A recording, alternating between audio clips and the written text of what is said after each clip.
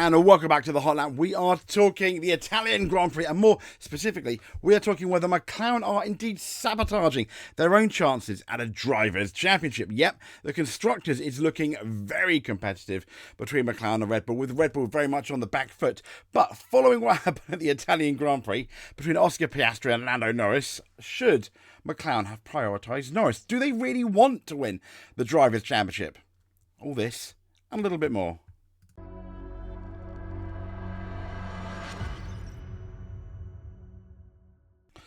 So, we have a quick clip from the interview on Sky where Zac Brown is talking about, well, Nico Rosberg kind of goes in to Zac Brown. Have a listen. One guy would fan out to protect, but are you saying that maybe Oscar went beyond the agreement or something? No, that was going into turn one. Fine. Into turn one. So, according to Zac Brown, then there was an agreement going into turn one, but not the first lap. So don't fight into turn one. Don't do anything silly into turn one.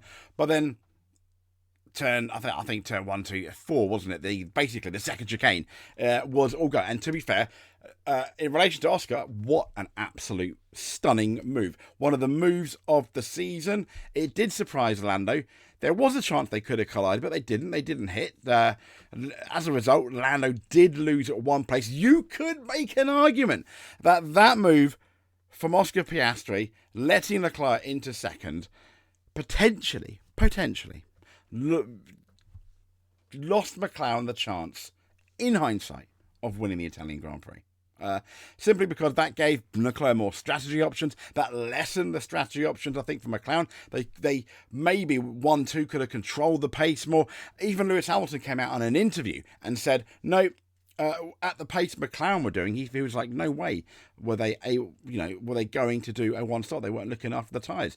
And I think, one of the front tyres of the McLaren car was really, really struggling. Could have been that new surface at Monza. But anyway, I digress. But Zach, isn't it time to introduce a little bit of team orders, let's call it that way, into the papaya rules, as we've learned?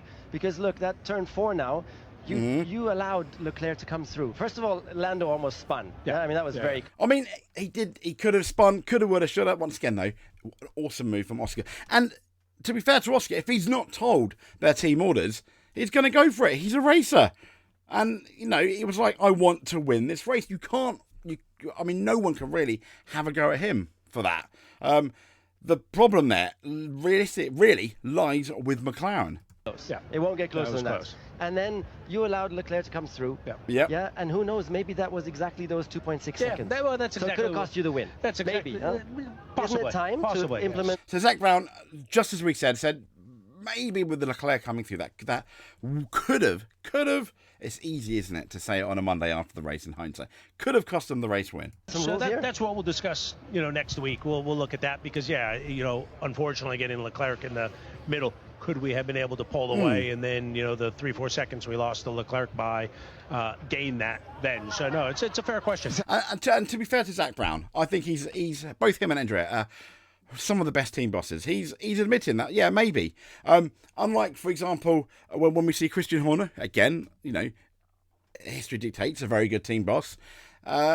He's very defensive of his team and drivers, as in they can do no wrong most of the time, not all the time.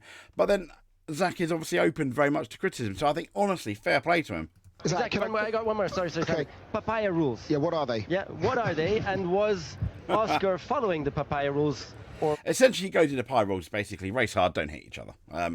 In short. Now, Will Buxton's got a really interesting thing. I'm going to play the full 20 seconds, but I thought this was really, really interesting. And this goes all the way back to the Hungarian Grand Prix this year, where Lando Norris ended up, he got the advantage, got the undercut because they were protecting him. He ended up being ahead of Oscar Piastri.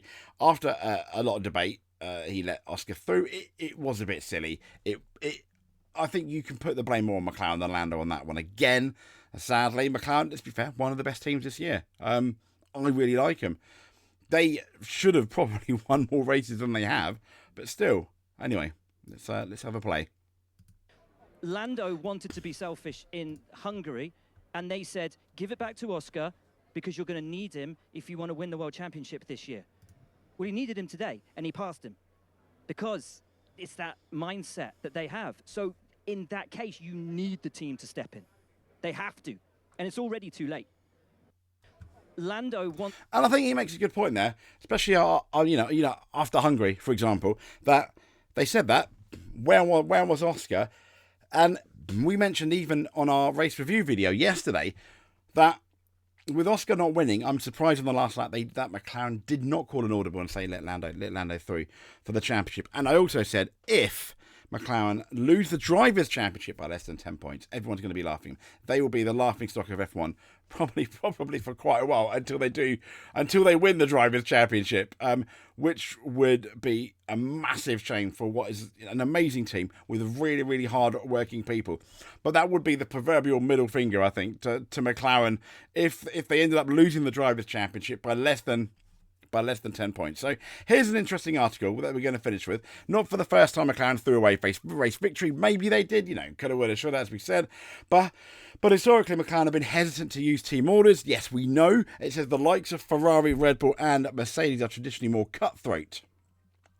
And they are.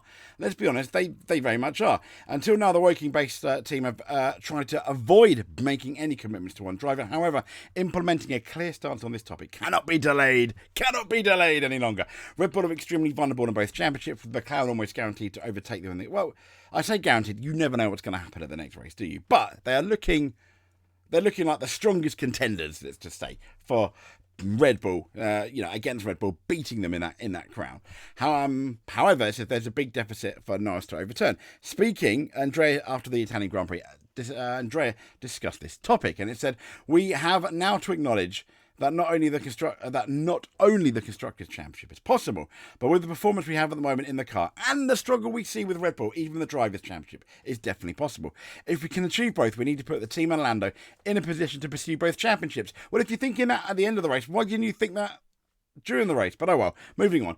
Both drivers mathematically in condition to do so. Yes. Obviously, Oscar a lot less likely, but Lando's in the best position. Yes. So if we want to give support to one driver, we have to pick one in the best position. Timing was running out. It said on paper, having two drivers is a huge advantage in terms of a similar calibre. But Norris and Piastri put themselves in an ideal position after qualifying. However, as seen through the race distance, this presents a problem for McLaren when they're racing. Now that two championships on the line, managing two drivers aiming for victory is proving too great of a challenge for Andrea's team. I think that's a bit of a silly statement. Is it proving too much of a challenge? No, I don't think it is. I think when they turn around to Oscar and say, Oscar, you're now number 2, I think Oscar will be okay with it, knowing that McLaren next year, he's going to get just as good a chance as Lando Norris from the beginning of the season.